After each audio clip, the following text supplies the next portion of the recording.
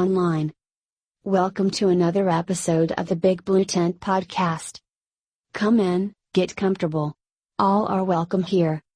The views from Gups and Aiden are strictly for entertainment purposes and should not be mistaken for facts. 30 seconds until round 1. Shut up and sit down.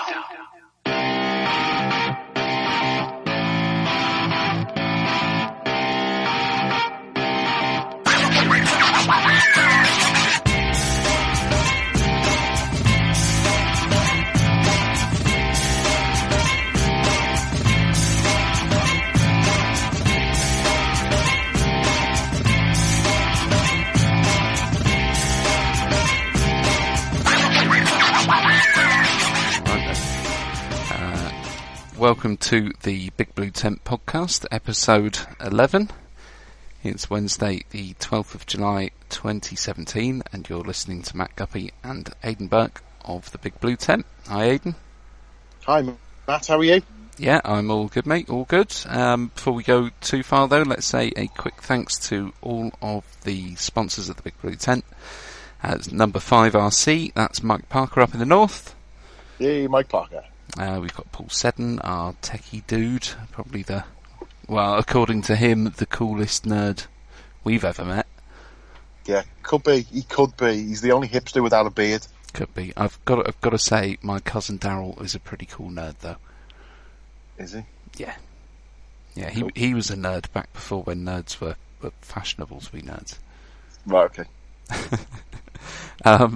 CML Distribution, we've got RC Octane John Finch in the southwest, DTS Apparel, that's Chris Streams with his Designs That Stick, and you can find all of those on Facebook or through the Big Blue Tent group or page. And of course, don't forget to like and share the podcast. You've all been awesome, all of the listeners, everybody that's tuned in, we've and liked and shared it so far. We really appreciate all the support. It's been quite overwhelming. The amount of people that have been tuning in has been awesome. So thanks very much to all of you out there, and of course Live RC as well. I mean, those guys have been sharing the podcast. That's made a big difference to us, of course.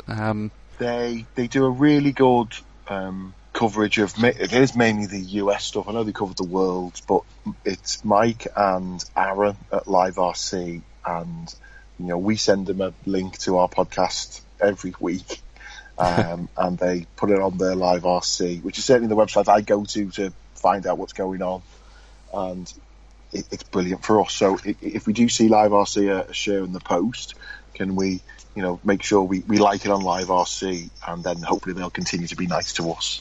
Yes, yeah, do that. I don't think they're short of people liking their things anyway. No, but then they like ours on theirs more than they like someone else's on theirs.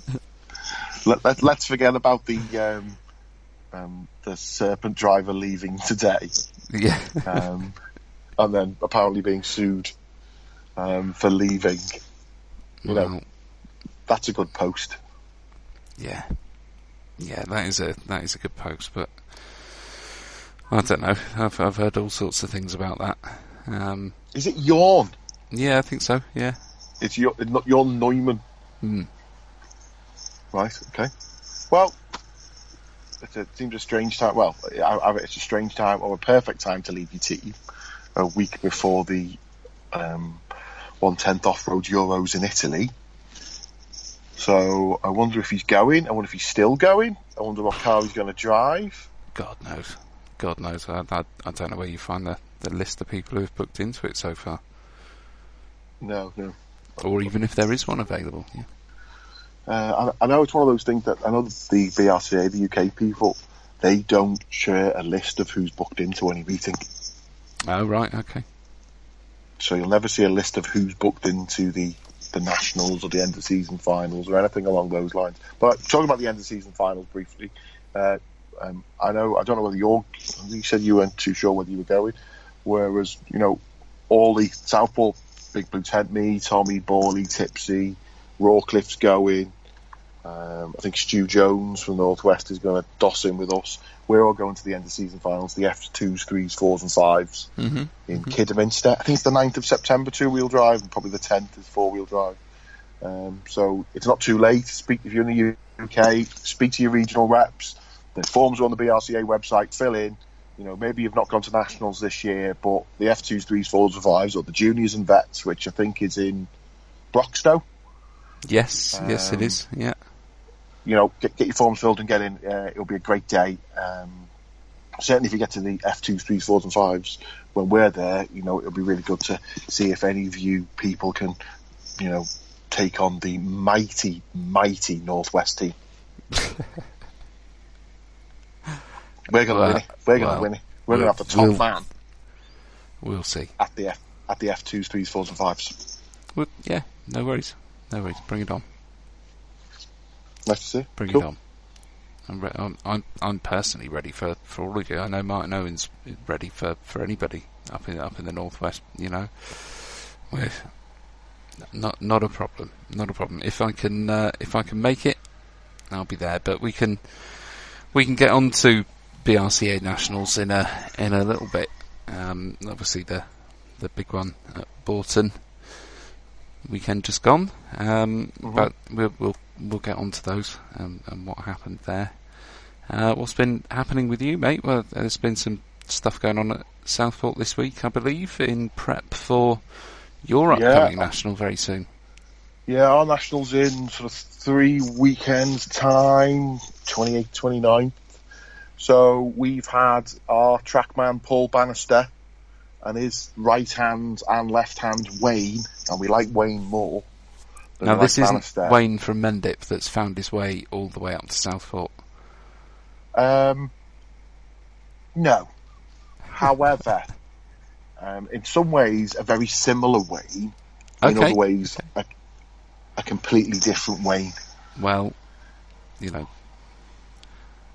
So they've been up the track. They put a little jump in after the tabletop last week, and then this week they've put more of an obstacle roller thing in up in the top left hand corner, and a pretty bigger than I thought it was going to be, sort of jump roller whatever, as we come off the Astro cobbled section. So that's, you know, 3 things more than 2 inches tall at Southport. Yeah. You know, we're all freaking out, mate.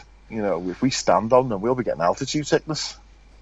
Yeah, I don't know. I think you guys cope perfectly well when you come down and drive off road for a weekend when you come down here. But I'm sure when people come to the National, they will see them and they will see how good and the time the Bannister spends on these things. To be fair, mate, I have seen the pictures of these, and they do look like very, very good features for Southport, and in places which will certainly work for both of them. I can only see those as a benefit to the layouts that you'll be able to do. But I suppose the big question for me is, when are you've got one of the biggest layouts available in the UK for 1/10 off road. It's very long. It is very long. It's what was it, 35 metres front to back and 55 long. Yes, that's bigger than a lot of clubs have got as far as track space is concerned. Possibly. So, when are you guys going to put a decent sized jump in the track? And I don't mean like a hump, a roller, a fast low tabletop. I mean like a jump. You've got so much room there. You've got so much opportunity to put one in. I don't think we actually got a lot of room. You know, I don't think we have. We are quite squashed into that corner. You know, you look at the pictures of other tracks. They could go any way they wanted. We can go nowhere. You know, our rostrums. You don't have to extend. You've got more available flat track space than most tracks have got available space. Possibly. I think some of the big ones, I think only in the far left-hand corner because we really do anything at this moment. And obviously, we'll share some pictures of Southport on the page tomorrow, so people can have a look. There's that little video of me running my yoke round the other month. I think the listeners should start a campaign to get Southport to put in a decent double or tabletop on the left-hand side of their track where they've got lots of open space, and the up and down ramps would all be visible. You'd only have 3 ways on and off, wouldn't it? Yeah. If you got it up against that edge. I think we should all start a campaign to get Southport to do that. I think that'd be awesome. I think the way of collating those responses would be if you Facebook message Matthew John Guppy. And I will forward them all to Aidan Burke or the Southport Club. Yep. Or you could just message if you want it to go direct to Southport. Let's just get all of these messages straight to Aidan because he's the man there. Let's face it. No, I am just the velvet glove around Eric's steel fist. We'll put a post on the page, or I will put a post on the page because Aidan will hang me for it. But I'll put a post on the page, and we can measure the response on the post. How's that? Okay, that's fine. It's good. And we're there on. So we have got some features in. Only one of them was in this weekend when we ran. It was a 10.5 day. The day was split half from mods and half with 10.5s. Yeah. It was really good. It was super dry all day. It was super grippy all day. Actually, they get a bit dusty at the end. I ran on darts all day. Other people were who were kind of doing a bit of national practice for the national in a few weeks' time. Yeah. They've got to run mini spikes in our nationals, Schumacher yellows. No, boo. So they were running them. But darts are really good. I think we spoke about it. I had the 2-run darts I used at Mendy, and I put a set of them on, and ran. I think I did 4 rounds before I really noticed them. Yeah. And then the 4th round, I just sort of got. I think it did get a bit slippier, and in fact, in the first few rounds, bad prep here. Let's tell Aidan off with bad prep. I turned up on Sunday. I booked everyone in, and then I put my table up and looked at my car, and I had not touched it since Mendy. So, I had to put went from a 21 tooth pinion to a 25. Laid me shocks down a bit at the bottom. So I think I'll put 2 Miller washers on the rear inner link. Yeah. I didn't even bother going straight back to 1. I went straight to 2. Pump the shocks up and down a little bit, make sure they were all right. Yeah, the shocks are fine. Again, they probably could have done with a rebuild. Yeah. Okay. And the diff was probably full of either half full of black treacle. But it felt really good. So the car was great. Load of weight in it. I just think solves all the problems. Excellent. Yeah. Excellent. How did you get on? Oh, you disappeared then. And you've disappeared again. Okay. I'm not too sure what's happened there, but Aidan seems to have gone. Are you back? I'm here. There you go. He's back now. Oh, I'm back now. You never went anywhere. Oh, you did. I don't know whether that went on the recording or not. I'll have to check in a bit. Okay. I didn't say anything rude. It's fine. So I got some good scores. Snuck into the bottom of the A. I think I was 8, but the 7 guys in front of me were 7 guys better than me. Yeah. So I couldn't have. And Bowley was 9. I think Bannister was 10. Okay. And then me and Bowley just sort of battled it out. I think I could have put the other thing I didn't do is I didn't put any boost or turbo on my car. So mine was great through the inside. But as I got onto the straight, people could drive around me. Yeah. So I either need to put an even bigger pinion in,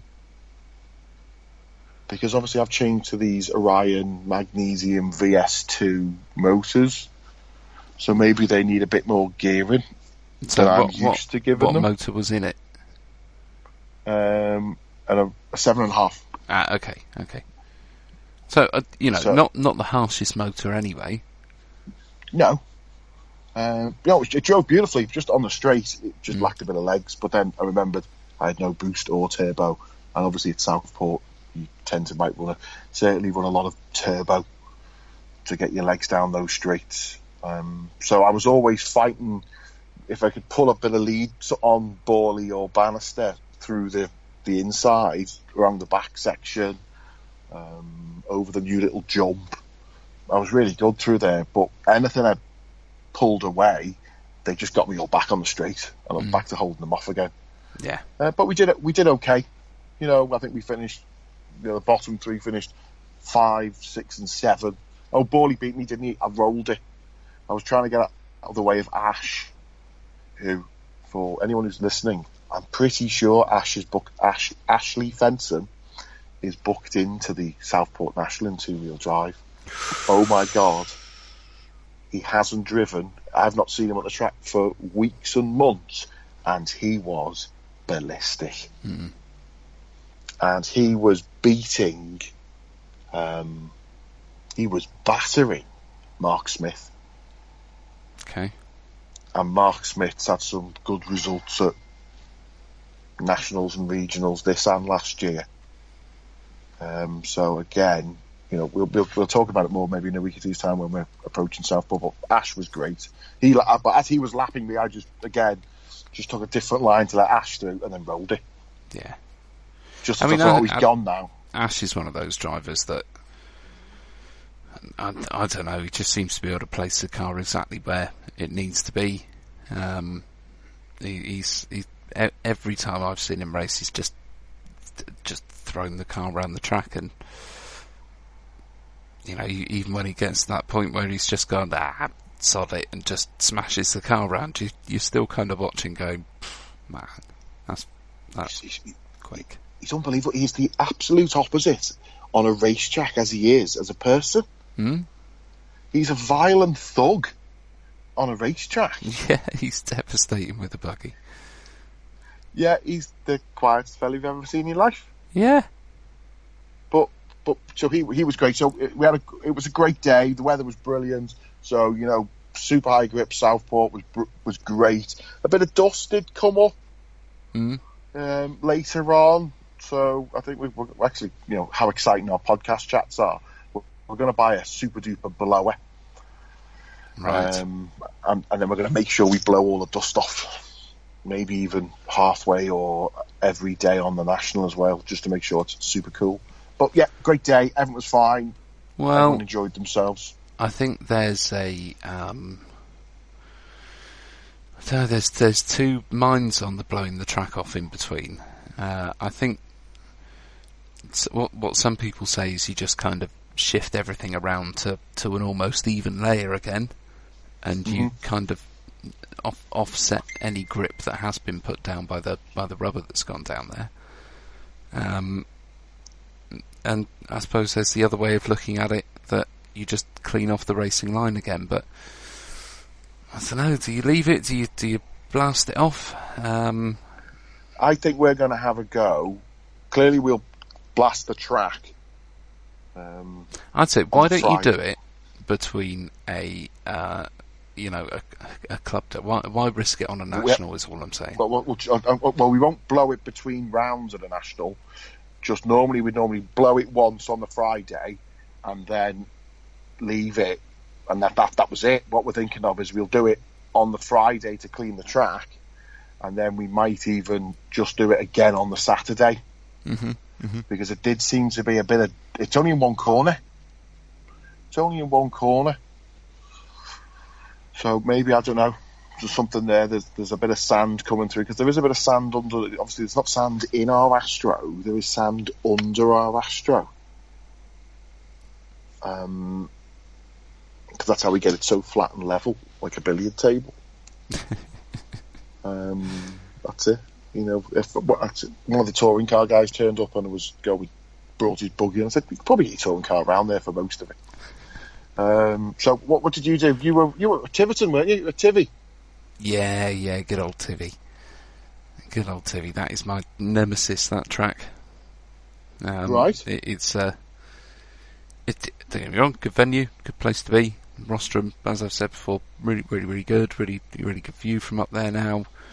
The track is getting grippier as the season goes on. I haven't done a couple of race meetings there this year, but yeah, again for me, I've managed to sneak a fifth in the A.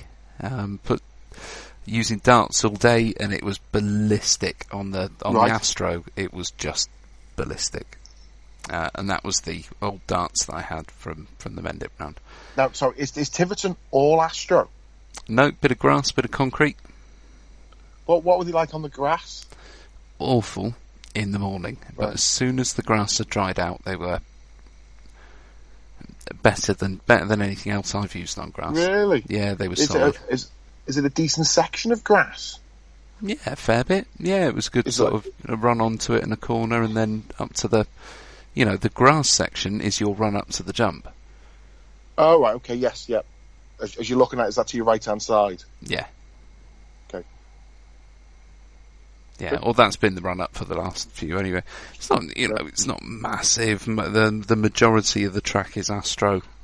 Few different types of Astro, which keeps you on your toes. There's a little patch of concrete, which I sometimes use on the kind of midpoint of a straight between corners, which is quite handy. Mm-hmm. So you're not kind of accelerating or braking on it too much. Right. It just catches you out if you're not square onto it. But yeah, good track. I just never seem to do very well there. Right. And Sunday was great. I did better than I've ever done there. I got like I say, fifth in the A. That was awesome. And then I thought I'd try something. We were talking. Yeah, I don't. Perhaps this is what you're going to say now, but we were talking last week. Between just being ourselves, that you had made some changes to go to Tivy. Yeah, I changed the piston in the back and went a bit heavier on the rear shock oil. Mm-hmm. I don't think I really did anything else. I might have gone a bit softer. Yeah, I think I went a bit softer on the front as well. I dropped like 2.5 weight on the front oils. And it was fine, It was fine. I think when I've ran with the 3-hole pistons at Tiverton before, the end of their straight is massively, massively grippy. That's kind of the same stuff you've got at Southport. It's a new section of Astro, so you come off of that straight after jumping off of a massive drop off halfway down the straight. You're giving it everything the buggy can do, and then you hit into a banked, uber grippy corner. And you either end up, they've put a fence up there now, but you could guarantee on a race day 2, 3, 4 cars would end up in the tree at the end of the straight. It was a real crowd pleaser, that one. But they just end up in the mesh now, which is good and much quicker to marshal. Boo mesh. Prefer the tree. But yeah, it's a tough track. I just wanted to take a bit of the how can I put it? The back end of the car when you run the 3-hole pistons moves about really easily, which is great on a track like Mendip because you're constantly going over a feature. Mm-hmm. For a track like Tiverton, it's much flatter. There's only one jump and it's quite a decent sized one. You've got quite a heavy landing if you miss the down ramp. Mm-hmm. So you just create a bit more sort of pack in the rear shocks, make the front a bit softer to go into the ramp a bit easier and handle the grass section a bit better. Well, at least that's the way I think about it anyway. Right. I'm sure there are going to be people now going, "Oh my god, where did he hear that from?"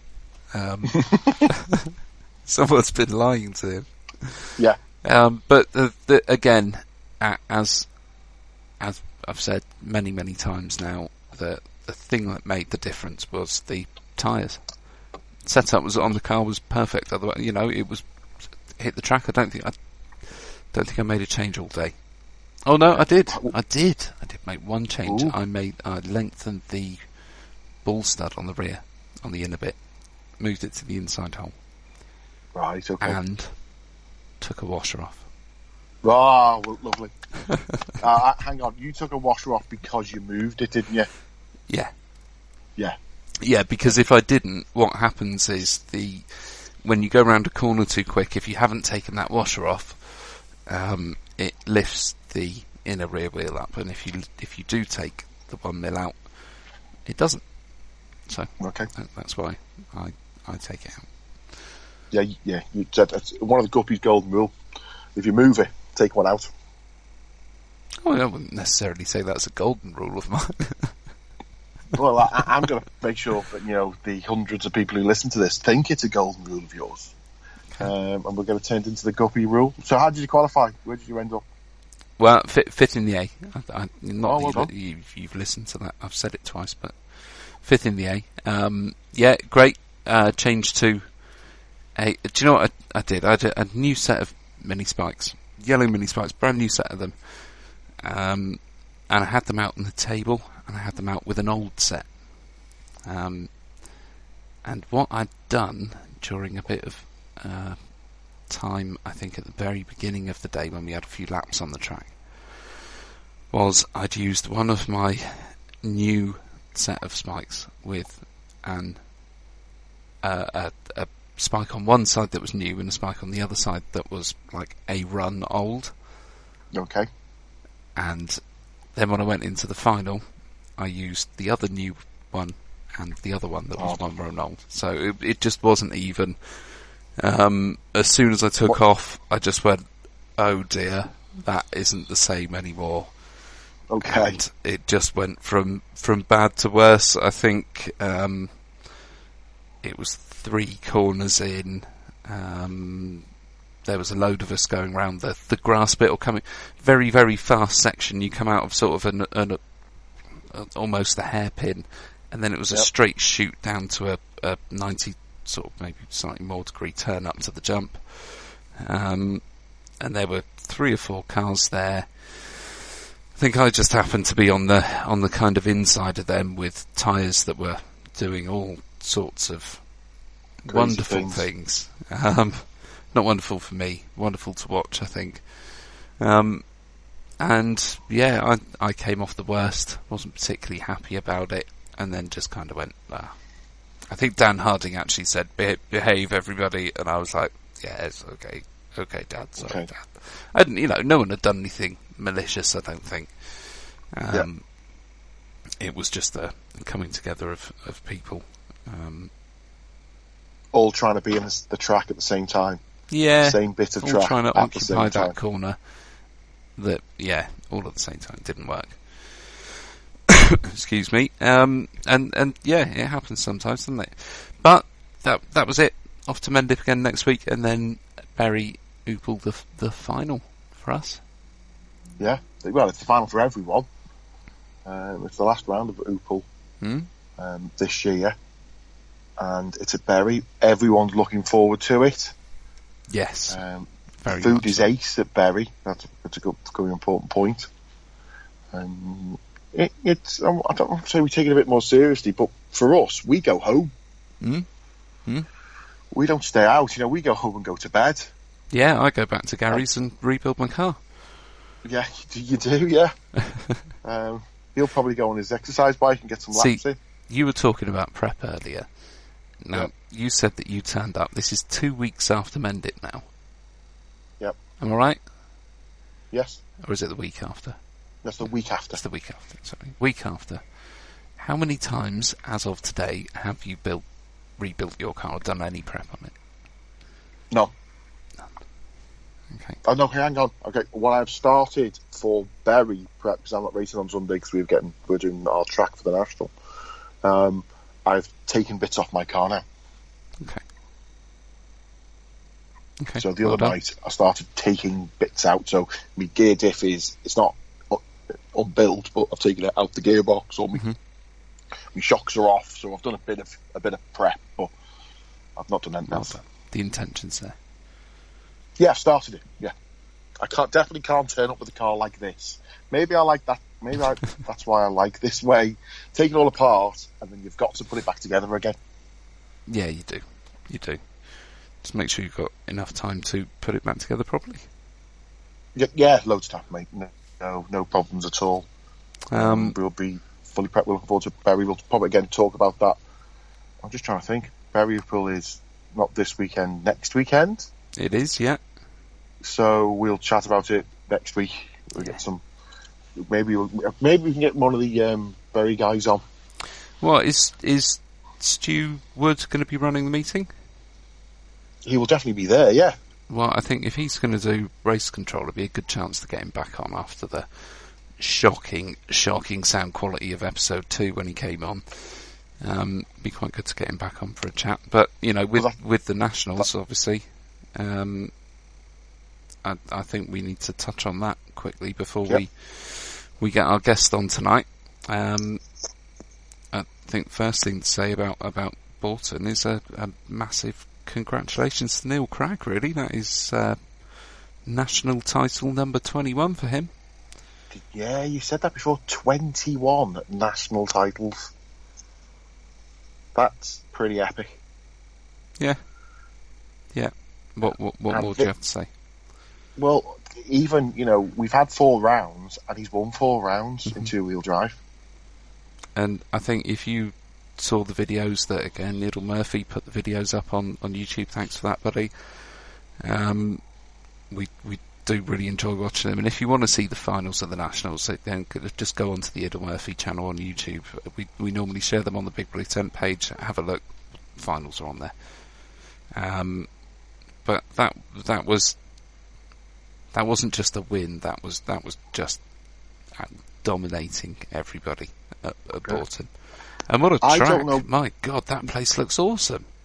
Awesome. No grip whatsoever. Don't get me into trouble again. No, hang on. I don't think a single person out there has said, "Oh my God, there was loads of grip at Bolton." The place looked fantastic. The track looked epic. The layout looked wicked on the 2-wheel drive and the 4-wheel drive. Let's not take anything away from that. Yeah, they did change. They did alter the position of the jumps on 2-wheel the morning of 2-wheel drive. I think they did that after first practice. But when the 4-wheel drives are 4-wheel sideways power sliding round virtually every corner. Now that, not trying to argue with anybody about how good that place is, that doesn't say to me lots of grip. No. But it was consistently like that all over. All over. I think that's what made it drivable. It wasn't like there were patches of it came up and it seemed random. It just looked like everywhere it was like that. I thought that was great. I thought that was a real challenge for everybody that went. But I think we can. I don't normally like 4-wheel drive. That's not my favourite. No, I know. But those 4-wheel drive A finals, all of them were at the beginning, as they got onto the big straight at the back, they just flicked their car around, and you could hear. They just flicked the car and shot off, and as they were going over the doubles in front of it, you could just hear all 4 wheels screaming. Yeah. It was just, again, the track looks immense. The area looks great. I've only heard positive things regarding the meeting. Everyone's come back. Mm-hmm. It was just when you look at it, we just shows you how different tracks are and surfaces. We just sit there and go, well, that's clearly just going to be just like Southport. Yeah. That's just going to be like Mendip. And it was just different. And I've asked to find out what actually Astro is, because some of the grass tracks who are thinking of moving to Astro, they should get that. Oh, without a doubt, yeah. That's a great conversion from a grass track. That stuff, I think, because everyone loves that. Everyone loves dry grass, short. Doing that. We just don't like maybe the dirt and the grass that gets on our cars. But we love that.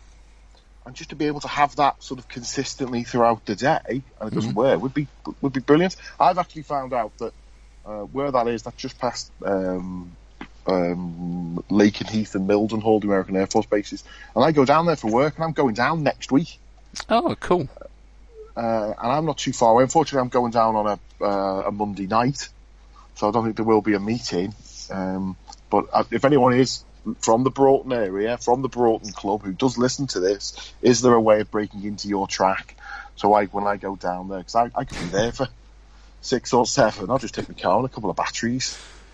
Yeah, get in touch. Anybody from the Broughton Club, give us a shout on the Big Blue Tent page would probably a good one. Then we can. We're both on there, aren't we? So we can see that come up. But yeah, give us a shout on there. It'd be good to have a chat with you guys and see how you felt the meeting went. And yeah, but I think let's talk a bit more about the National with our guest who's coming on tonight, shall we? Yeah, we'll do that. So what we'll do now is I'll try and press some buttons and get him on. Okay, so I'm going to press some buttons starting now. Okay, mate, that sounds like a very, very good idea. Who have we got coming on first of all tonight? Who have we got coming on? We've got John Howe from Arsey Images. Nice. Excellent. So I'm just going to press a few buttons and we'll see how we get on. That's my only one job. Point magically, John Howe will appear. Well, let's hope so. Let's hope so. Is that him there? Is that John? Hello. Hey, how are you doing, mate? Yeah, not too bad, mate. How are you? Yeah, very good. You never guess what? Aidan actually did something right tonight. Did he? He pushed the right button. That makes a change. We're getting there. Thanks very much. I've actually got 3 buttons to press. Hi, John, by the way. Hi, Aidan. How are you? Nice to speak to you again. Obviously, I met John properly at Mendy Poople that went on a week and a half ago. But I'm great, mate. I pressed my 3 buttons. You're here. That's my job done. I don't think that's ever going to be your job done at that point, mate. Cheers, mate. Thanks. Well, I'm going to start off with the simple questions. Why do you take so many pictures of toy cars? Why? Because, I suppose people like it, I suppose. I definitely agree with that. There is nothing better than when, because I flick through all your images at, even at meetings I'm not there. But definitely the ones I was there. And the fact that, we were going through the images you took at Mendip, and I'm going, there's mate. There's my white yoke. I wish they put me brand new shell on rather than just driving me plain white one. And it is always great to see your own car, in a jump or diving into a corner. Yeah. Or there's one where there's someone it looks like me and somebody else just fighting for that corner. So it's good. How do you get yourself in the right spot to get those photos, mate? Because I do my own bits with photos and videos and bits like that. Anyway, I haven't quite got the equipment that you've got to do it with, but I find it really difficult to get in a good spot to get cars coming over a jump or going into a corner. Yeah, it's kind of tricky. You've got to sort of watch the racing a little bit and sort of work out where the cars are going to land and that sort of thing, and it's just sort of picking your spot, really. I do see you perched about the track every now and then, like I do with a few of the photographer guys that are about when the meetings are on. But I always seem to catch you in the corner of my eyes. I'm racing. There he is. Try not to get in the way, basically. There he is, peeking behind that tree. Yeah. But I think it's all good fun. Yeah, without a doubt. And I think enough people, especially down here in the southwest, anyway, enough people know you're good enough to be on about the track in a way that isn't going to disturb the race. And like Aidan says, I mean, I love the pictures that you do. All the ones my car, especially, I post them on Instagram and I steal them off of you and. But people think that I'm a fantastic photographer and it's actually someone else. They've all been great, and it is a really nice thing. But what made you start taking pictures of the RC Yeah, cars? well, What got you into that funny side enough, of it? I've just been looking through some. Yes, I've just been looking through some old stuff. Actually, when we used to do the micro racing, is where it all started from. Chris Oxley asked me if I could take some pictures, and it kind of started from there, really.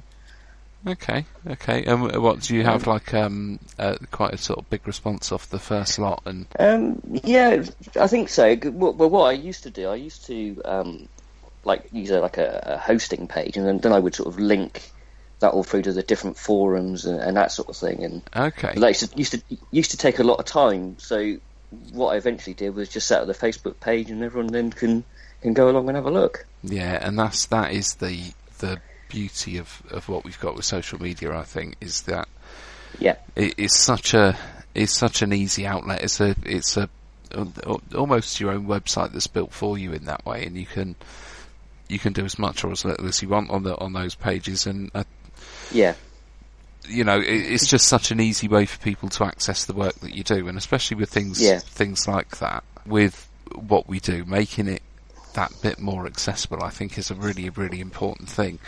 We obviously do our bit to try and grow the sport, but I think it would be nice to see more pictures of that quality from race meetings around the country. I think I'm sure people would like to see pictures like that of their own cars. And John is of course on Facebook, so you can contact him on there if you do want him for any events. try to attend if we can. Yeah, definitely worth it if you can get there. Oh, you still there? Hello. Hello. You still there, mate? You gone again? But you're back. I'm right. still here. Okay, good. I can hear you. Is Aidan still there? I don't know. You've gone very quiet. Well, no, I can hear all of you. I was just waiting to talk about. So, because I don't know, do you race toy cars as well? I do, yes. So I noticed that you started off talking about micros. Is that where you started, or? No, actually started off Mardave racing many years ago. Right. Yeah, and on Mardave Oval, and that's where I started racing. Where was that? Sorry. Where was that? That was our local club in Taunton where we still are. Oh, every Monday night. Okay. Well, with Dan and Dan Harding. Yeah, all those lot. Yeah. Nice. Okay. And Steve Hawkins is down there as well, isn't he? Yeah, Steve Hawkins. Yeah, been going there for about 20 odd years now. Blimey. Yeah. Is that where Gups used to race your GT12? Oh. He did. Yeah, he used to try and race me. Yeah.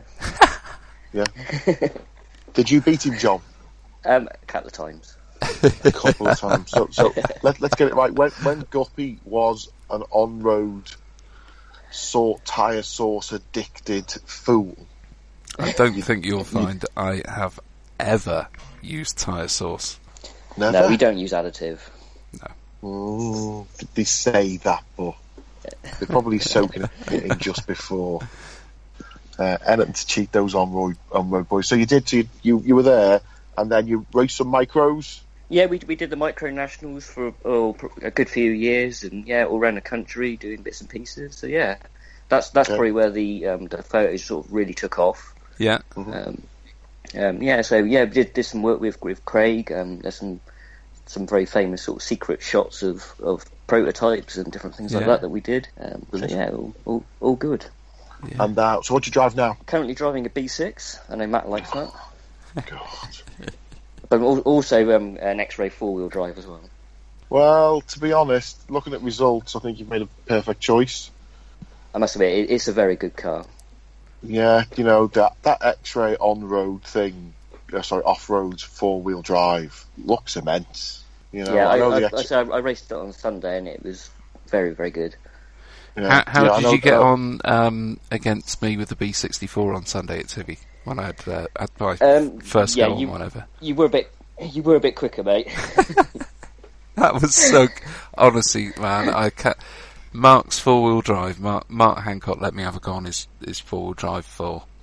I did round 4 of qualifying for him, and I love 4-wheel drive. I do. My B44.3 was some of the most fun I've had throwing a toy car around a track, especially in the wet. God, they're good fun. And I've been desperate for a go on a B64, and Mark let me have a go on his, and he has set that thing up absolutely beautifully. And it just, everywhere I pointed it, it went there, it just went over everything right. It was awesome to drive around. And I actually TQ'd the fourth round of qualifying with it. Okay. Yeah, you were quick, mate. That was a great car, though, man. You should, if you can get Mark to let you have a go on that, mate, I would seriously recommend having a go on that car. It is something else to drive. But no, you're flying in the four-wheel drive, bud. Yeah, no, really enjoying four-wheel drive at the moment. I must admit, really, yeah, it's good. Yeah, it's really picked up in the southwest. I mean, the I don't know if you've seen. The club we talked about with Craig. Oh my God, just Caldicott. over the bridge. Caldicott. Sorry, how can I forget that? Okay, in Liverpool we'll call it Caldicott. Yeah. Their four-wheel drive turnout is unbelievable. Yeah, no, I must admit, I do enjoy four-wheel drive. It's a good class. It is. It's. I think you can disagree. drive them a bit more aggressively than the two-wheel drive. With the two-wheel drive, a lot of the time I feel like I'm tiptoeing around the track. Yeah. Especially with tracks like the way that Mendip is with the features. You can go quick, but with the four-wheel drives, you can just smash them into everything, and they just they just kind of lap it up. They are great fun. Yeah. Bit more difficult when the grip comes up, though. Mm. How do you find the X-Ray with that? Job to say, really, because when I've been out, it's not been overly grippy, but yeah, it's. I think it's a very, very good car, very sort of balanced, and yeah. What's your next race? Are you going to Mendip on Sunday? I've already asked him this. Matt keeps trying to talk me into it. We'll see at the moment. That's generally when you ask John that, that's a no. Yeah, okay. Yeah. That's a very polite. That's the way John says no. He's just far too polite to actually say that. Yeah, You might be surprised, Matt. We could see you there, bud. We could see you there. Yeah, I must admit, I've been very busy with bits and pieces, so we'll see. Yeah, work keeps you away from some of the bigger meetings. I mean, that's unfortunately it does. Yeah. All right, so we're not going to see you up at Southport anytime soon. It's a bit northern, mate. Southport's the least northern place in the north. Well, not the moment. It's full of Glaswegians on holiday. Oh, is it? Yeah. I say we have been up to sort of mould with the micros a few years ago. Right. Yes. So that was a long old trek. That was a good weekend. Yeah, I think Southport indoors. We did ask about the mic because we did run micros when micro nationals were running. Okay. And we did. I think I did ask about a national. I don't know why we didn't go for one. I think it might have just been numbers.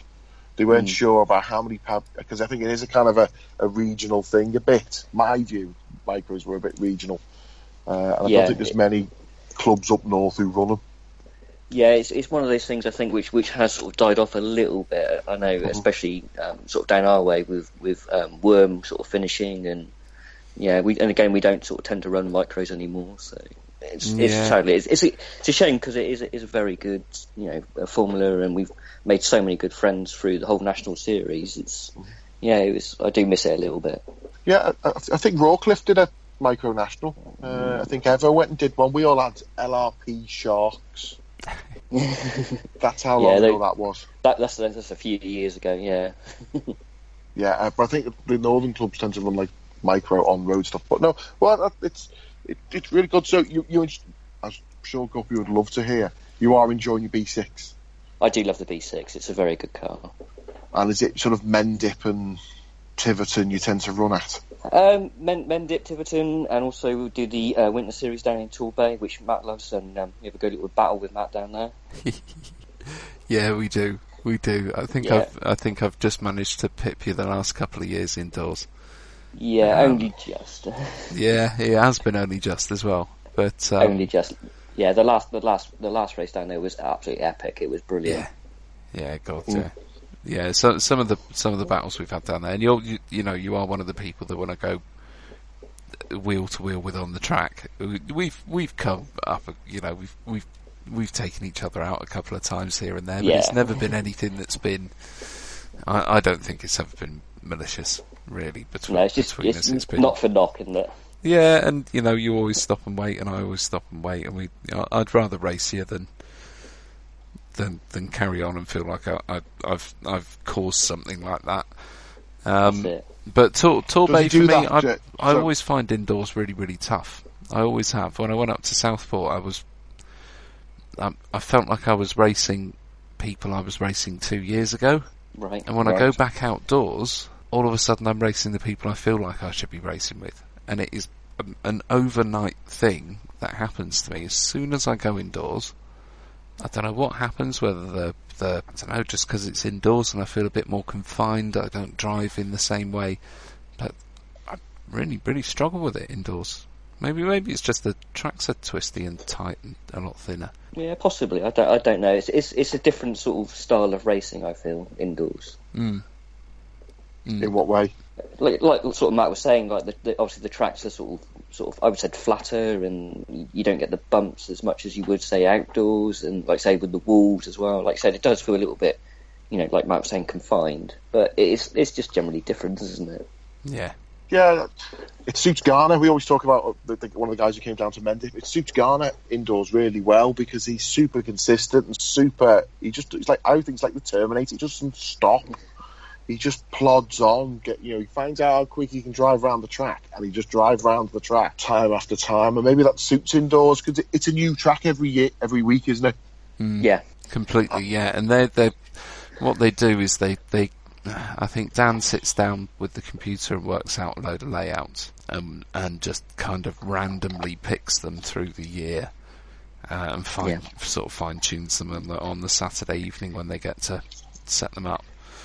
But they're normally fantastic layouts. They did the odd one that I really struggle with, but I've got to say last season's Torbay Indoor Carpet Kings series was the best one that I've been to so far. Yeah. So the only thing I would say is that it's much harder to take pictures of toy cars indoors, obviously because of the lighting. So that's the thing I do struggle with a little bit. Yeah, I was going to ask you about that. I mean, is it something that, because you've changed cameras a couple of times, I know that from... Yeah, I switched cameras and still using the same lenses, but the thing with indoors is I don't use any flash because I don't want to, distract the racing.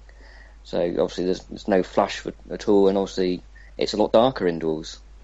Yeah, God, I never thought about that. To try and catch the movement of the cars as well, you basically got to turn everything up to 11 to try and get some decent pictures. Yeah. So it's it's a case of probably sitting, finding a good spot on the track and just sit there firing off, pictures after pictures, and quite easily could take 500-600 pictures, especially at a Torbay event. Really? And you just go through and pick the best ones. Wow. Okay. Yeah, that must take some time to filter through all of them. Do you not find that you get rid of some of them as you're doing them and kind of have a flick through and go, that's not going to work? Yeah, occasionally. Yeah. Especially with Torbay, I know when we've done the micro, we always have a good bet with Jonesy that I can get the pictures up onto the Facebook page before he gets home. That's always a good little challenge. He loves that every year. Nice. Yeah, that's a good old Andy Jones. Yeah, you're always pretty quick with them getting up there, I must admit. And I know I've messaged you a few Sunday evenings going, come on, John, come on, where are they? Where's the video, John? Where's the pictures? That's the thing. You get home from racing and you put your kit away, and then it's literally straight on the laptop and sit there and sort the pictures out. Yeah, and the same for me as well. When I get back, it's you get your stuff out, you get in. Obviously, I do a lot of stuff with the GoPro on my head now rather than the photos and stuff. But yeah, you've got to get straight on with it. Do your editing and your bits and bobs and get it done and out the way. I think. But have you got any sort of videos that you're piecing together at the moment? I know you've done some of the Southwest not Regionals really this ones. year. I've been, again, because obviously running 2 classes this year, it's been a bit busier, so a little bit slower on the photo side of it. So generally not any sort of video from this year. But you never know, there might one pop up occasionally. Yeah, it's always good to see him, mate. It is always good to see him. I know people like flicking back through them and looking at the you know, look, it's nice to see on something like that when your car pops up on the screen. You go, hey, yeah, that's me. That's my car. I say it's sort of an added thing to the racing, really. It's, you know, originally say it sort of started with waiting in between, you know, your heat to come on. You sit there and just take a few pictures, and it's sort of grown from there, really. Well, you know, when I first started the page, I was thinking, oh, perhaps I might get 20 likes, and you know, and when now we're nearly 1,000 likes, it's good. It's you look back at where everyone's viewing it to, and it's amazing. It's like all around the world. It is. Yeah. You don't believe how many people are looking at these things and where they're looking at it from. Yeah, we've been blown away by it, to be honest. With the same sort of thing with the podcast, it's been unbelievable. And those stats that you can get and the things that you can see now of, you know, how long people are playing things for, where they're playing it from, what sort of age ranges they are, and you know where they are in the world, and obviously it's not pinpointing anybody, but it's giving you numbers per country and region and things like that. Yeah. And I think it really helps you kind of pinpoint what's working and what's not, and what people like and what people don't. And I'm sure you'll find with the pictures that some of them get lots and lots and lots and lots of views, and some of them get a few views. You know, a few. Yeah. There's a few famous pictures that have come up over the years, and I know Martin Owen likes the one from when we were at Maritime. Yeah. That occasionally reappears every now and again. He likes that one. Yeah. Oh yeah, I've got all your stores. I'll be going to meetings in other tracks, and then just because some of your pictures are so good of my car that you took at Mendy, I will be showing them as live. I'll be using those for years. Anytime, it's just plain white shell. Other people can use it as well. If anyone who's got a plain white shell yoke, you know, just have a look at my great pictures that I've done that are on John's page.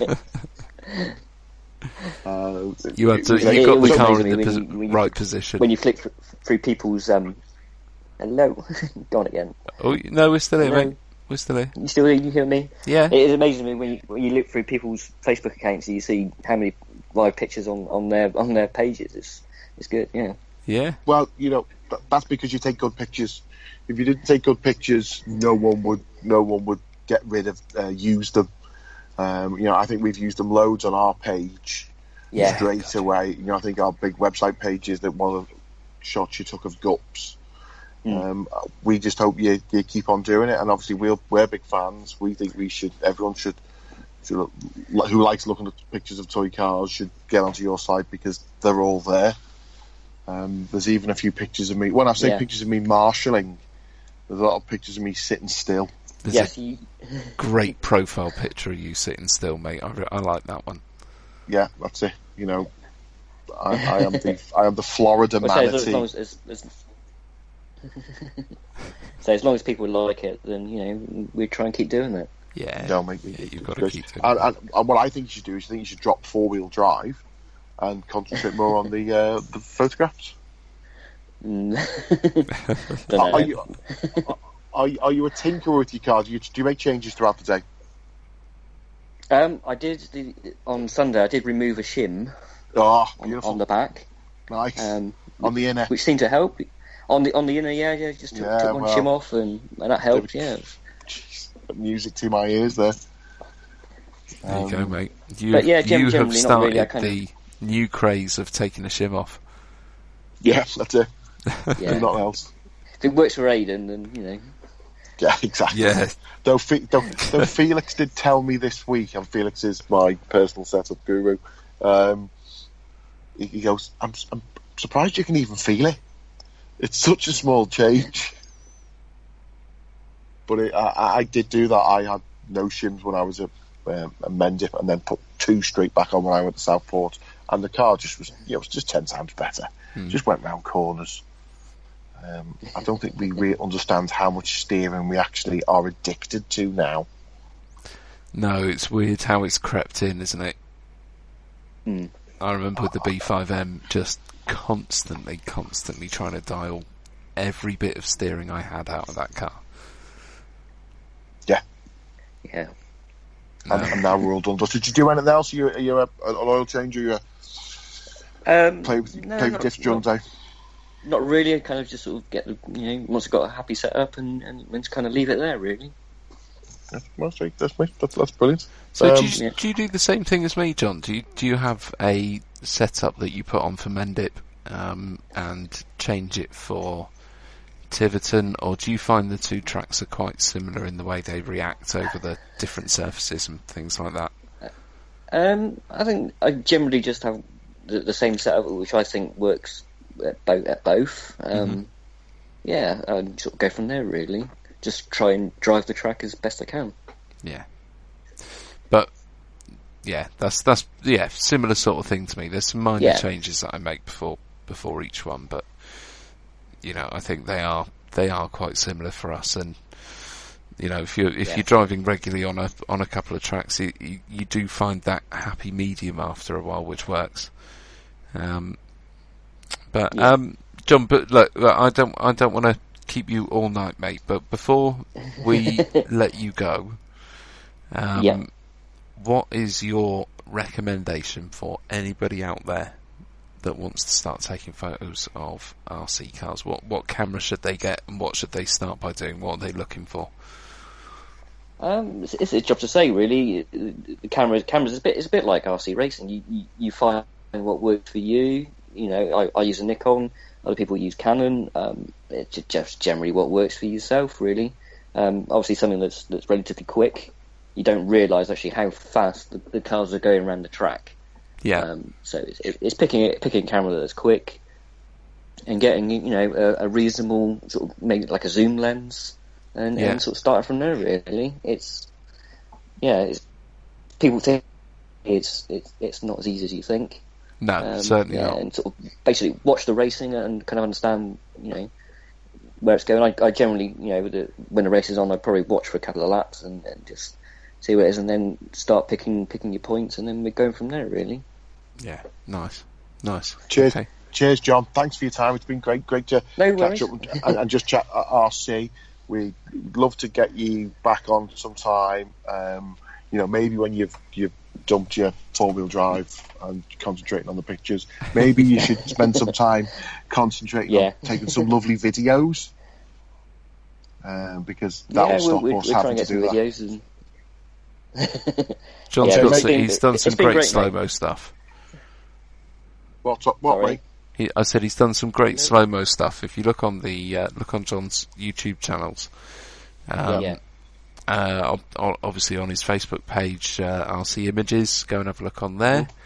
You can see the videos and all of the photos that John has taken over the years, and some fantastic shots on there as well. So well worth the look if you've got some time. But John, honestly, mate, thank you very much. We will definitely get you back on. No, thanks, mate. No Cheers, worries. mate. Thanks, no John. worries. Bye now. See you soon, mate. Take care. All right, Oh, I might have cut him off a bit too early. Oh, that was horrible of you. How very dare you? Such a nice fella. John is the most lovely, kind-hearted man you could ever want to meet. You cut him off the phone. I know, and he spends time with you. I find him very strange. I must admit, when you introduced me at Mendip, and I was like, and then he ignored you, and then just took many thousands of pictures of me. So I think he's a great guy. So I just really enjoyed speaking to him about his toy cars and his micros and things along those lines. What did you think? Well, to be honest, mate, what I think is that I really enjoy stealing John's pictures. It's great. Because they are fantastic. They are great. He does get himself in the right Everybody, spot. make sure that you get on. You find Arsey Images. Obviously, we'll share it tomorrow. Most people have probably already liked it, but go look at his pictures, like his page, share it, give it reviews. These are all the things that we can do quite easily with a couple of minutes, and it would just really help John. Just make sure people see it. If you see someone else's car, you tag them in that picture. Is that all right? People do that. He's a lovely fella. Do that. Okay, yeah. So I think a good thing to do would be to see if there's anybody else free this evening that could come on for a chat.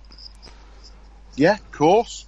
Well, we wanted to speak to this guy last week after Mendip, but we just couldn't fit him in.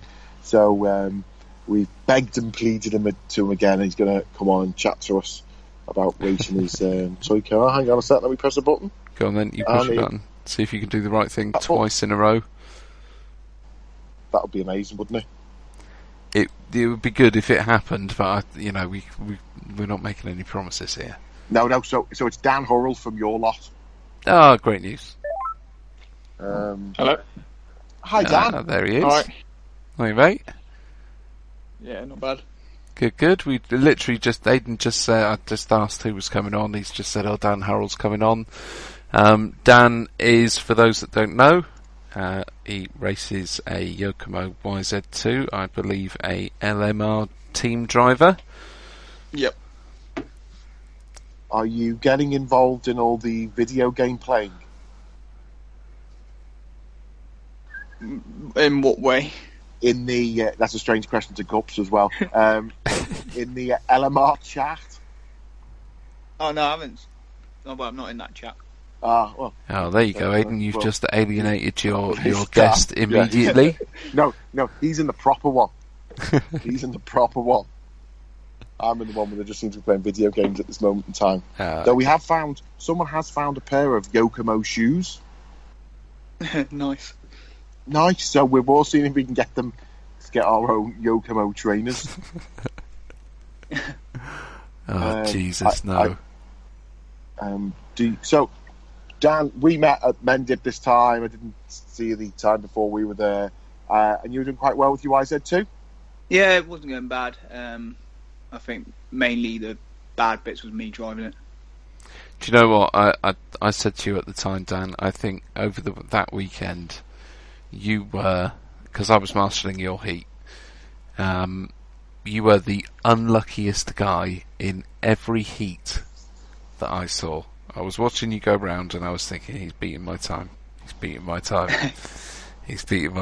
Oh my god. And then you come up to traffic and it would just kill your race.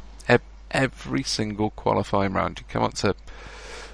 No, I'm not saying anything was intentional or anything like that was going on. I think it was all sort of just racing stuff that just seemed to happen as you were there. But no, you were flying whilst you had a bit of clear track in front of you, mate. You were absolutely flying, and it was definitely a threat to my A final position over the weekend. Yeah, I mean the car was going good. I can't moan about that, but as soon as you lose a bit of time like that, you can't really push on the track, which I should know, but I did try and push. Yeah, definitely. It was you could see you were pushing on certain bits, but I don't know. I think you could get away with it to a certain extent on that layout we had for Opel, but you had to know the track, and you, like you say, you did know the track, so you could push a little bit. Yeah. So I think you can forgive yourself for that. But I don't know. I just think you were just really, really unlucky. Did you change much over the weekend? No, I didn't change a lot, to be honest. Obviously, I was doing four-wheel drive as well, so I was trying to concentrate on both the cars and get them both working. But yeah. So, would you say Mendip was your home track? Well, yeah, Mendip and Tiverton are both local to me. So. Well, okay. So when I think we spoke about it with John before. Do you know when you go to Mendip, this is the setup you put on, and when you go to Tiverton, this is the other setup that you put on? Yeah, pretty much. I mean, only really go soft oils and stuff like that. Mendip being a bit bumpier than that, but other than that, yeah, I basically run the same setup. Well, okay. So, I think you said you didn't make any changes at all during the day. You just thought both cars ran well. It was just, I marshalled your heat as well. Yep. And I saw you get smashed a couple of times. Strangely by white and blue Schumachers seemed to cause you a bit of issue. I think one even cut the track, went 180, hit his mate, and then you piled into them. which unfortunately, I stopped marshalling very well because I just started laughing. Yeah. And it was right in front of me as I'm Marshall 5 in the middle of the track. So, no, it was good. Have you been driving your yoke long? Yeah, I had the Wiser 2 pretty much when they first come out. Okay. And then obviously got the Wiser 4 when it come out as well.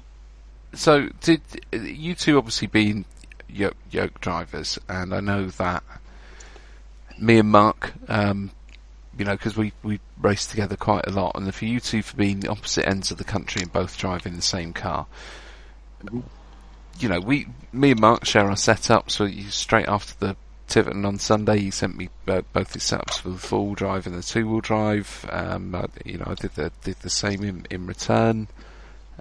Did you two sort of swap anything over the weekend? Did you compare your setups or anything to? Because I know Aidan, you're going to be fully equipped for a round at Southport. Yeah, actually, what I think we both started quite well at Mendy, and then we sort of bumped into each other and said hello, and then we started talking to each other, and we got worse every round. So actually, as we came off the first fan, and I think we both qualified first, because we were both car 1. I was first in the C, and Dan was first in the B. And as we first came off, we went, "How did that go?" And I went, "Well, it was rubbish." And he went, "I was rubbish." And I went, "Well, I'll tell you what it is. It's literally since we started speaking to each other." So I just then stormed off in a massive huff, said, "I'm never speaking to you again." And that's how it went. And the next final, I won. So no, I don't really share my info with anyone. I don't think anyone really asks me. People ask me general stuff about toy cars, but not really about yoke. I have put a bit of feedback into the yoke group regarding Southport, but that's just, it's very high grip. It's very flat. I run the Lee Martin's Robin Hood Astro setup. I put that on my car and it works really well. That's what my setup is. What are you doing, Dan? Are you doing a similar sort of thing to what Aidan does? Does everybody kind of just copy what... maybe not copy, obviously, sort of slightly fine-tuned for themselves, but does everybody start with that sort of base Lee Martin setup and go from there, or...? On my YZ4 I have got, I think it's Lee Martin's Kidderminster setup. Okay. But on my 2, I've played around a bit with myself on it. I haven't really run the 4 enough to work on a setup, to really worried about it. Yeah. Only really run it regional and then odd club days. But obviously the 2-wheel drivers tends to be the most popular class, so... It is for us. It is for us. I mean, like we said when John was on, the Caldecott Club have a massive 4-wheel drive turnout every Friday evening when they sort of run. I think they are getting more popular down here, which is good to see. Obviously gained enough to have their own day on a weekend regional now. So yeah, it's nice to see a few more of them about. It'd be good. I'd love to be up there running them with you lot, to be honest with you. I had a really good time on the at Tiverton at the weekend with Mark's one. That was great, and it's a class. Yeah. It's a class I enjoy for sure. How are you finding your IZ4? Yeah, it's pretty good. I mean, it has its days when it feels really like top heavy and wants to fall over everywhere, but okay, it seems to be all right. And overall, what's the sort of best track for it, Dan? In your opinion, do you think it likes the indoor of Torbay or the kind of bumpiness of Mendip or something in between? I mean, I've preferred it at Torbay. Obviously, I won Torbay this year with a 4-wheel drive, so that's pretty good. But you won the 4-wheel drive Torbay indoor championship. Yeah, winter championship with it. Okay. Nice. I mean, it's pretty good at Mendip and Tiverton. You can still push it around there, all right? Yeah. I think Mendip, it has its days where it wants to fall over more, just because of the little lumps and bumps everywhere. Yeah. Yeah. Do you think it is more of a... I think that it might be to do with because it's belt drive, isn't it, on the 4? Do you think that it suits the flatter tracks because of that, and maybe the bumps are the things that kind of kill it a little bit? Yeah, I mean, it could be. I don't really know. I think it doesn't really help with the extra front wheels driving, so you get the extra bit of the bumps. Helps it like roll sometimes. Yeah. Okay. Yeah. I mean, I always found when I ran two classes, I was doing the two-wheel drive and the four-wheel drive, there would be bits of the track that I'd go over with the two-wheel drive where it would fly over them. And then with the four-wheel drive, I just couldn't hit those bits the same. I'd have to brake and go over them steady because it would sort of flick the back end up, or make the front end just hop out of control or something. But I did find them really, really different to drive. But what I ended up doing was just trying to make my four-wheel drive as much like my two-wheel drive as I could, and my two-wheel drive as much like my four-wheel drive as I could, so that they were, you weren't sort of swapping too much when you were doing two heats in one day. They felt fairly similar. I think that's what a lot of people end up doing when they're running both classes. I don't know what it would be like running three with the truck as well. That would be, I think that would be hard work. But you lot haven't got a truck, have you? No. I mean, some people's made like a conversion with associated bits to make a Wiser 2 truck, but some crazy really come out. Yeah, some crazy Belgian or French fella has done it. Okay. I think he's actually improved on it. There might be one or two of them about. I think people have asked and they've just gone, no. It's not big in Japan. Yeah. They're not even thinking about it. I think sometimes if you see a stadium truck with Yokohama on the side, that it's just going to be another brand. Yeah, that's understandable. I think it's a great class. I really do. I think I would like to see it at the Nationals. Yeah. I think that there's some stadium truck boys trying to do something like an organised series. To be honest, if I was them, I'd just get them to all go to Opel. Yeah, that's true. It'd be a good place for it to get a gathering. Definitely, they've done it this year, and I know they've filled a couple of them right up, haven't they? Yeah, but if another 10 fellas turned up, another 20 fellas turned up, that means there's 30, there's 40 trucks. It'd be better. So do you travel anywhere else, or is it just Torbay, Mendip and Tiverton? Do you do nationals? I haven't done any nationals in 10th buggy. I've done some, I don't know, 4 years ago in touring car. Done like 2 full years of touring car. Right. Done some GT12 at national as well.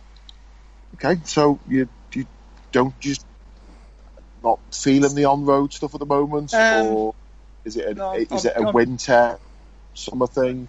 I don't know. I'm just trying to find pace with the cars, and then I've done an end of season last year, and I've been to Torch a couple times, but I've thought about doing nationals, but it's just finding the time and money to do it. Yeah, it must be a fair chalk, but I think we mentioned this earlier in the podcast. The end of season finals are on. It's in Kidderminster for the F2s, 3s, 4s, and 5s. So that's certainly something you could go to. It would be great to catch up then. Yeah, it would be really good to maybe not talk to you from a very early point to make sure we do our best. Have you booked in for that, Dan? I don't know. I'm thinking. Well, I've thought about it, and I'm unsure whether to do it or not.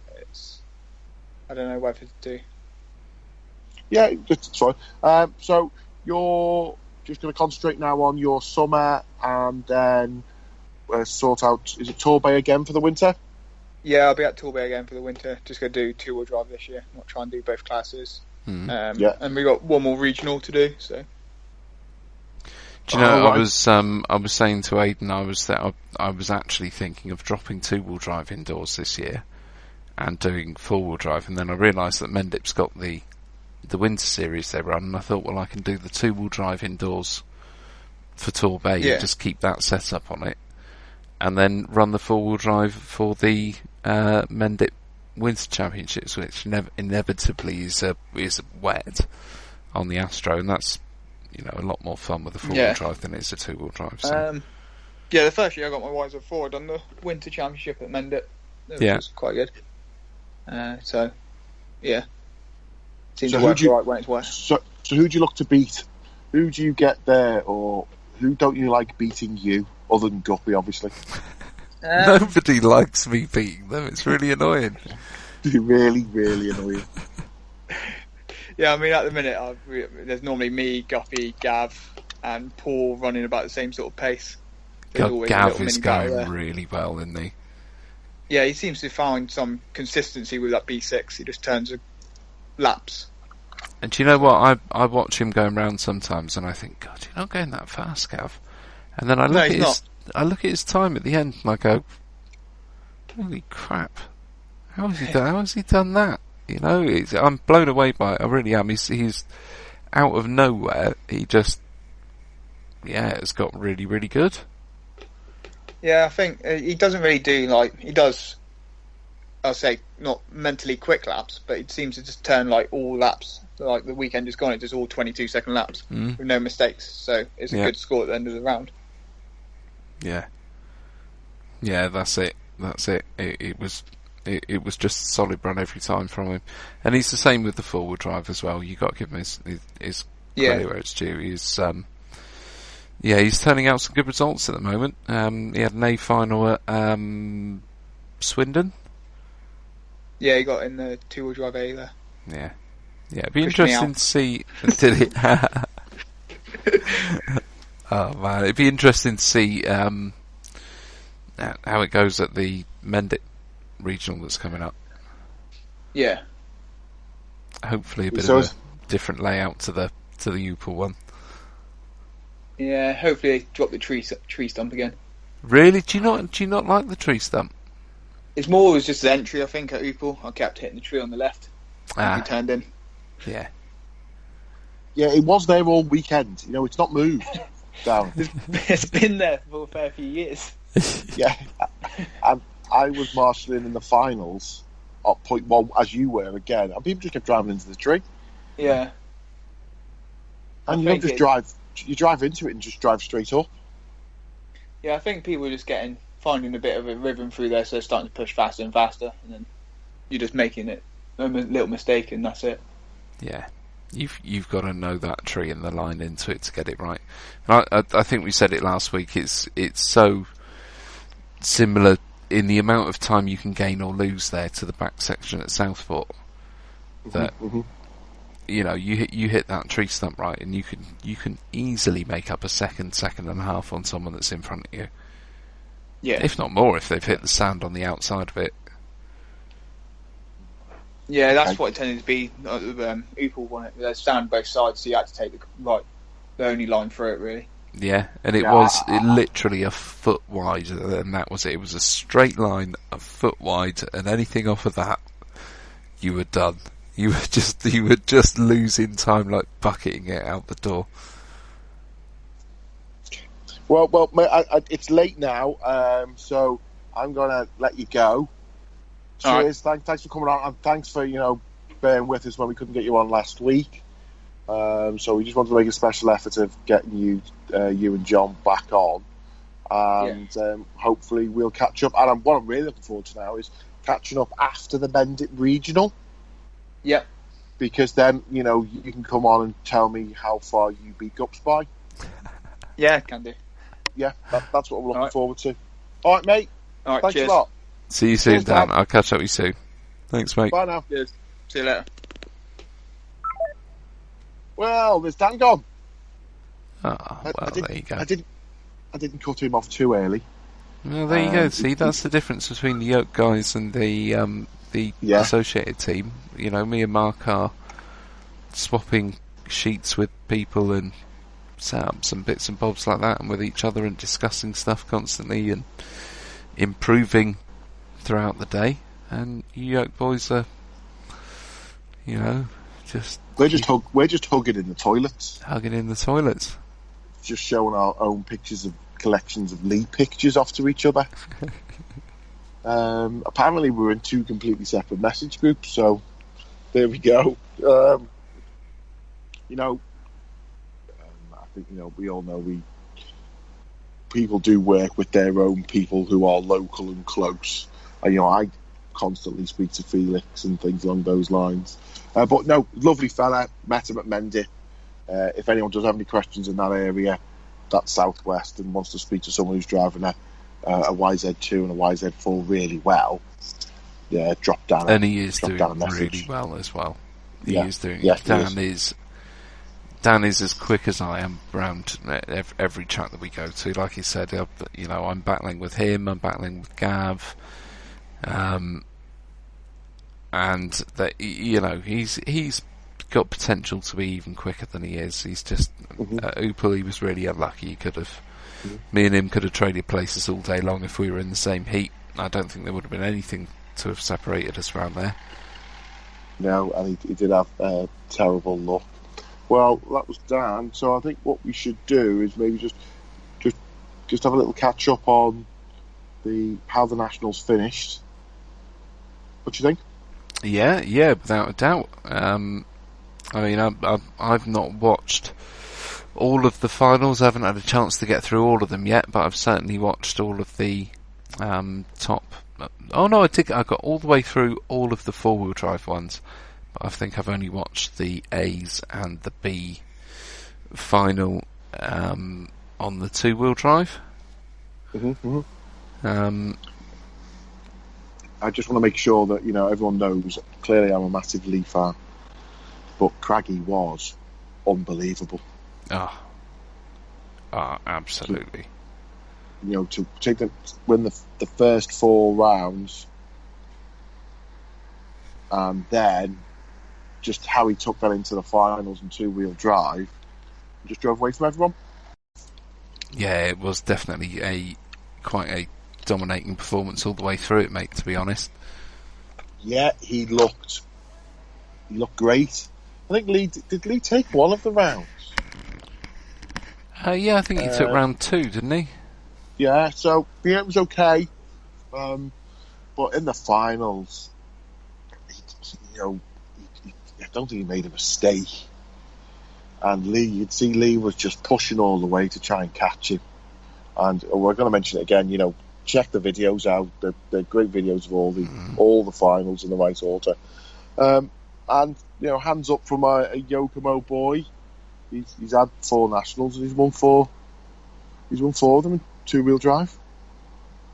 He comes to Southport, and then his first round of four-wheel drive qualifying, I was looking on the BRCA live results page. Yeah. Which is really good to see what's going on. It's the race control feed from the national. Are you going to have that at the Southport one? Yeah, because the BRCA do that. Okay. It's nothing to do with us. And they also live broadcasted in the pits as well, which is quite exciting. Yeah. If you're into that kind of thing, going, oh look, he's going to go 2 in round. So we saw that in his first round. Neil, he wasn't in the top 30, the picture I saw, and I thought he might have been celebrating too hard. But apparently his wheel fell off. In the first round, and then it was back to normal of just driving really well. Well, I think Yardy certainly took a couple of rounds in four-wheel drive, because I remember reading Yardy's post talking about, I think Neil only took the TQ by like 0.3 of a second. I do think if you look at the four-wheel drive finals, the battle was between Lee and Tom Yardy. In the two-wheel drive and the four-wheel drive, the battle really was between those two. And you had the Team C, who was sat behind them, who was always pretty close. Craig Collinson. Yeah, they're always pretty close to the top sort of, to 2 and 3 anyway. We could go on about Craggy pulling away from everybody all night long, but it was what it was. It just stormed it in the finals. I think it definitely helped that Lee had a fight on his hands with Yardy. They both certainly had plenty of pace in the car. Yeah. But like Tony was shouting out on the mic, the lap times, and Neil was just putting in those top end laps over and over and over again. Yeah, that's a great warm up for the.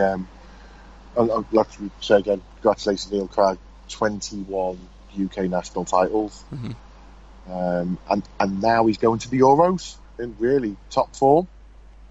Yeah, I'd love to see him do really well at the Euros. With the Worlds coming up, I think in the 2015 Worlds he had some of the worst luck, and just some, in that field of drivers that were there in the last Worlds, a mistake was fatal. Just absolutely fatal, and he just had some really, really unfortunate ones right at the start of literally each final, but through the qualifying last year was absolutely ballistic in that prototype V6.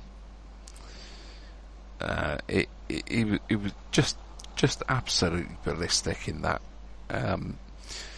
But yeah, like I say, in the finals, it was a real shame to see what happened. But this year, I think he has put in more track time. I've certainly seen posts go up with him doing practice sessions and bits and bobs like that at MB, and a few different tracks turning up here and there. And I think he's put some work in this year, not just with the 10th stuff, with the 8th stuff as well. And well, I know my money will be on for the Worlds anyway this year.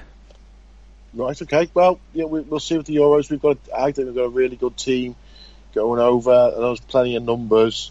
Some of the people I've spoken to who are going over there, Lee's clearly, Neil's going, Chris Neil's going, Ben Jemison's going, Crompton's going to go, Martin Owen's going.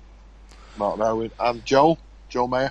I think it'll be really interesting as well to see these guys up against the top level Americans that come over, and the guys from Europe as well.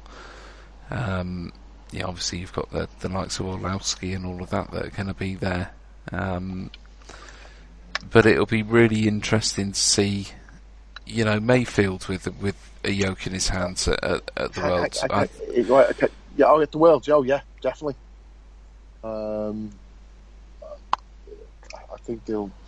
So looking forward to it. I was actually more talking about the Euros next week, rather than the Worlds later on. Oh yeah, God, yeah, that's coming up before. But you're talking about sort of, how's this for a tangent? I want to talk for a minute about my current hero in RC, and I know I've spoken to you about it.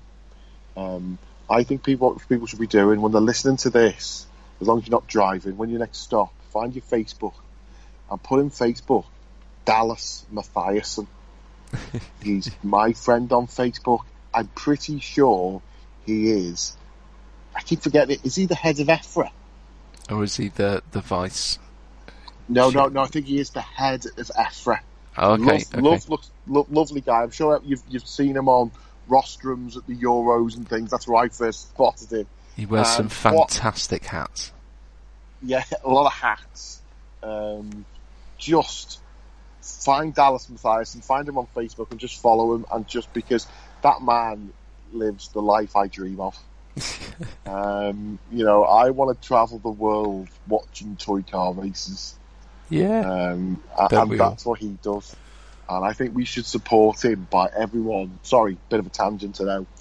Finding Dallas Mathiasen and following him and liking his posts, because it just puts a smile on my face every day. Yeah, without a doubt. There we go. I've certainly enjoyed some of the ones he's put up. I love that guy. But find him yourself, and you'll be able to find out what he's all about. I suppose, and then as you're doing that, don't forget to like and share the podcast. Yeah. That was a seamless link. That was a great. Yeah, that was awesome. That, well done.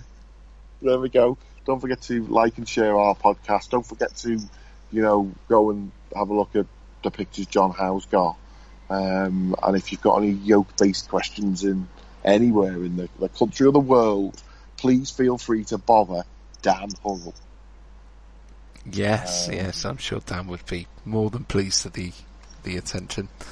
Yeah, so everyone send him a message and ask him, about diff height or something like that. But, so what's going on for you guys up there this week then, mate? What have you got coming up at the weekend? No racing for us, not very exciting. We're just painting our track, we're doing some national prep. There's no racing this weekend whatsoever. There's no racing, well, I'll tell you what, there's no racing at all. Southport's not running because we're doing national prep, and Bury's not running because they're doing Opel prep. Mm-hmm. So we know their track, you could turn up their track tomorrow, it'd look great. Yeah. But, so they're putting a bit of extra thing, and I think they always try and do something a bit different, put an extra, the extra stairs or whatever on. So I know they'll be doing stuff. I think the new Astro track in Ulverston is running. Yeah, have you seen the videos on it? Yeah, that looks great. Those guys, Westwell and Rice, and there's about 5 races. Looks like they've laid it well. From what I saw a couple of 4-wheel drives going round.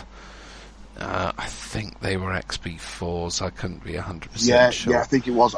I think that so was obviously, Paul Carr taking the video. They were obviously struggling. Yeah, they were struggling. Straight lines and corners were two things they weren't getting perfectly well at. But the track looks good, so there's no actual racing for me. I'll still be there on Sunday morning, but I'll be painting it.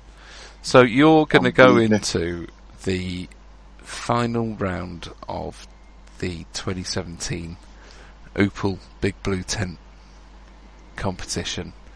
Yes. Without having raced or driven your buggy, or probably even done anything more than put it back together. Mm-hmm. You're going to go into it.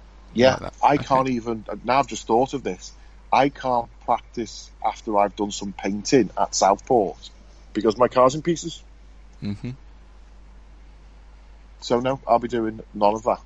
Well, I'm going straight into Bury. My car will be lovely. It will be prepped. It will be perfect. It will be beautifully done. Okay. Well, okay. So let me ask you this then: who's your money on to win the trophy this year? Me. And you can't say you. Me. Other than you, who? If you were a betting man, I had a really good result at the. I had a really good result at the Bury Regional. Okay. It's good confidence. I like it. It's me. I'm going to win it. Okay. Have you polished your? Have you polished the? Oh my God, the pins. The hinge pins. Hinge pins, yeah. No, I haven't. And to be honest, now you've mentioned it, I'm going to have to take them out and give them a wipe, but I'm not polishing. I can't be arsed with that. But otherwise, it will be a new car. I spoke about this. This is, we've mentioned this many times before, this is our championship. It's not ours, run by Damo and other people turn up. But this is this is our competition, isn't it, really, for the season. So these are my most serious races. So yeah, I will have a virtually brand new car. I will change arms, I will change legs, I will shock seals, I will glue new tyres onto new rims. I will be 110% prepped. Good. That's good to know. I've got plenty of time. I will look forward to the competition at Bury. In fact, I think I've even got an extra prep day. Have you? Yeah, I have. I'm away on Monday. Okay. So I'll be in a travel lodge room in Cambridge. Yeah. Doing car prep. Did you say your location for all your Grindr followers?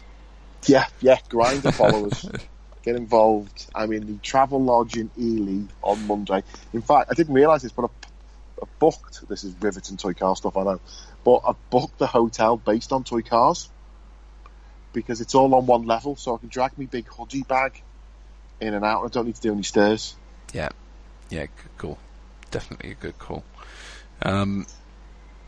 Well, it's it's definitely going to be worth you spending a bit of time on it, mate. That's always been my biggie with cars, is the prep on it. I think through the last couple of years, as my prep has got better, my results have got better with it, and that's down to the badgering of Stu Wood, I suppose, over a couple of years of speaking to him and getting tips and things from him. But it does make such a big difference if you keep up with the same thing. This is what I've learnt, going from where I was 3 years ago to where I am now, and the people I'm driving with now were people that 2 years ago I was looking at going, wow, I wish I could even get just within a lap of those guys, and now I'm going wheel to wheel with them. The big thing that sticks out for me is the prep, and between every single race meeting that I have, my car is in bits. I strip it down to virtually the bones a lot of the time, and we'll do all of the seals, make sure they're all still fitting right, and make sure they're all clean and clear, redo the diff, clean it to the ends of the earth and back, and then when you put it down on the track, you've got a machine that's going to work and do the job you want it to do. And if you do, for me, every time I do that, I come back to the car or the track wherever I go with the same car. I'm not coming back to a track with a car that's got slightly different consistency oils in the shocks and a bit more air in them than they might have had, or I might not have noticed a little bit of leaking here and there in the diff. Or I think we spoke before regarding how maybe instead of thinking of it as prep, as we all know when you get a new car, it's great. Everyone goes, oh, he's done an extra lap today, or he's got a new car. Well, that new car syndrome, you feel happier and the car feels better. Well, we've got the opportunity to literally replace all the parts that you would need to replace quite easily. Yeah, within minutes. To replace a set of arms, a set of legs. I'm not saying do it every race meeting. No, God, no. But if you've not broken it, you can feel that, and ball cups. So, if we're happiest when our cars are brand new and we've just built them, just do that again. Yeah, just keep them like that. And that is part of the maintenance routine. If you keep up with it, your shocks always feel the same, your diff always feels the same, your car always feels the same. You know what to expect when you hit the track with your car, and if something is different when you go to a different track, you can then make a positive change that is going to be the right thing. But it's getting that down in the first place, isn't it? It's training your mind to think that way. And I guess on the other side of it, having the time to do the maintenance and spend the time taking the car to pieces, and the interest in it. Some people just want to turn up, put the car on the track, and that's the only time that thing gets rebuilt is the first time it's built. Yeah. If you break a piece, that's the piece that gets replaced. For me, I don't do it like that. If I've got wear on the arms, if I've got wear on the outdrives, I replace them. I put new ones back in because I know what a difference it makes to the car. And if you leave it and you leave it and you leave it and you leave it and you leave it, when you replace it, it's drastically different. You're driving a new car all over again. You've got to you adjust your driving, you might have to adjust your transmitter, you might have to adjust your speedo, your servo, whatever, depending on what you've replaced. If you just keep up with it, if you make a note of when these things are starting to wear and when they're starting to look like they're going, or like I say, keeping an eye on your shocks, making sure the seals are always clean. It seemed like a really, really ridiculous thing to be fanatical about, but the difference it makes is just unreal. I couldn't turn up to the track doing the prep that you would do. I wouldn't be able to do it. And that's no offence to you. I know you do your prep and you do do your bits when you can. But for me, I literally, I wouldn't feel good putting my car down. I wouldn't then go up onto the rostrum and go, I'm really confident flying down this straight right now and knowing what my car's going to do when I turn that first corner. Tell you one of the things you just mentioned then. You mentioned Stu Wood and making sure your transmitter was fine. Oh, hang on. That's a bit weird. Okay. Hang on a sec, mate. It just sounds a bit weird, my end. Hang on. Yeah, you've changed. I think you've linked onto your car, didn't you? Oh, back now. Ah, there you go. Okay, sorry. One of the things, I had a go of Dave Williams' PR as we were just practicing, and what I found really, I didn't realise what it was first, as always. It just took a long time for the car to move. You want to move to stick. Yeah. And then I just did, I remember, I know I've certainly done it, I know everyone in the Big Blue Tent has done it, just moved his throttle trim up until his car moves. And then just trim it back a couple. Yeah. And then just went, the car's much better, and handed his radio back, and goes, what did you do? I said, I just did that. That's what Stu Wood does. I thought everyone did that. He's like, no. And he goes, yeah, it is a bit better. It is a bit better. These are the bits. Someone tells someone, if you have got a handy hint or tip, please tell me. And then what I'll do is I'll steal it as my own handy hint or tip. And share them. That's very true. And if there is anyone out there that is struggling with setup or anything like that, and wants a hand, that you can. There's obviously a world full of forums out there that you can go to now. Which, like we said at the beginning, that's the beauty of the social media thing that we've got. Is that all these places exist to go and get the help. Don't be afraid of going and asking someone. And if you don't want to write it on a forum, send someone a private message. Generally, they'll get back to you. If they don't, find someone else. There's normally someone out there that will help or be able to point you in the right direction. But yeah, again, one just thing say that's quickly, helped. I think you can certainly help people a lot more than I can. But what I can always do is I will always put you in the right direction. Yeah.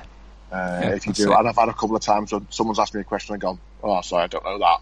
You need to speak to Felix, or speak to Lee, or speak to someone, speak to Evo. And again, this was the whole point. If you remember when we started this off in the message threads that we had, I think we had Tony Parr and Chris Everson on there, and it was just me and you with those two, just asking them questions. Constantly. Just constantly asking questions. What does this do? What does that do? What does this do? And we learnt a lot, and we thought, hang on a minute, how can we get this to a wider amount of people? We can help people. This is the information that we've always wanted when we've wanted to get better. And that then kicked off the sort of Facebook page and the group and all of the different bits that we do now. But what it's been about is getting that information to everybody. So if we can help, if you are looking to speak to someone, or if you're stuck, just drop the Facebook page a message, and if we can point you in the right way, we'll point you in the right way. But we've all been at the start of this hobby, and we might talk about the nationals and A finals and all of that stuff. But we've been there where you're struggling with setups, and you're struggling to know what's going on and why people are so much quicker. And when you understand a few of the basic bits about it and what you've got to do to get around the track quickly or efficiently, I think is more the key.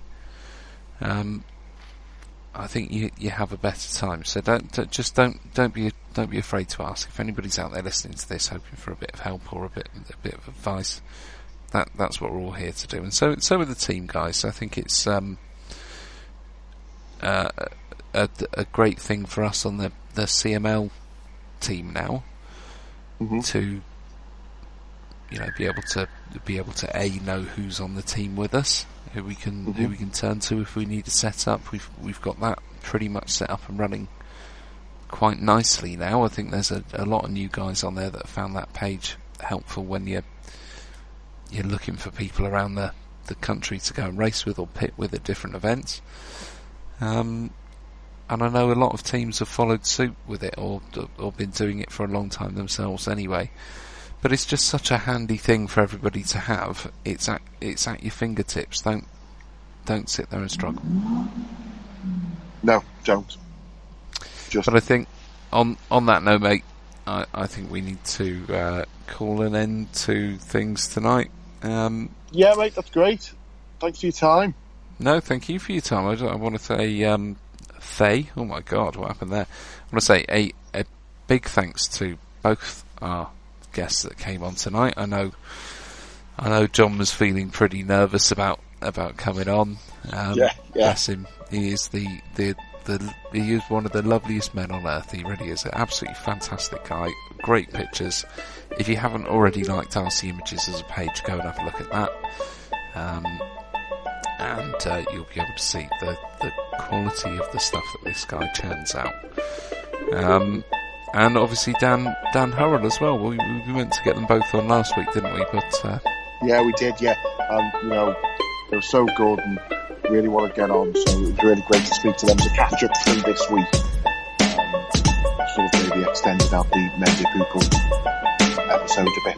Right, thanks very much, mate. Thanks for your time. No worries. You take care, mate, and I will catch up with you and everybody else next week. Cheers, mate. Bye now. Bye bye.